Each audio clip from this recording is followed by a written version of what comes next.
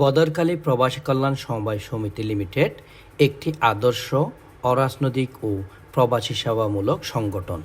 আমাদের বদরকালী আমরাই সাজাবো, এই স্লোগানের মধ্য দিয়ে প্রতিষ্ঠিত হয় 2020 সালের নভেম্বরের দিকে। এই সমিতির সদস্যগণ বিশ্বের বিভিন্ন প্রান্তে রয়েছেন কর্মস্থানে তথা প্রবাস জীবনে। সুদূর প্রবাস জীবন থেকে যখন পরিবারের উদ্দেশ্যে রওনা হয়ে দেশের মাটিতে পৌঁছে, তখনই তাদেরকে সংবর্ধনা দেওয়া হয়।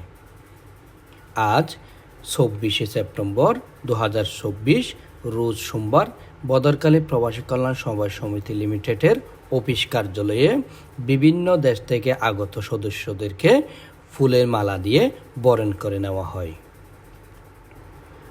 উক্ত সংবর্ধনা অনুষ্ঠানে যারা সংবর্ধিত হয়েছেন তারা হলেন মঈনুদ্দিন হাসান, মোর্শেদ উদ্দিন, মোহাম্মদ আনসার উদ্দিন, আবুল কাশেম, সালাউদ্দিন হায়দার, এস.এম. একরামুল হক মিয়াজি, মঞ্জুর আলম, সাদেকুর রহমান, ইসমাইল বদুরি ও তৌহিদুল ইসলাম মিনহাজ।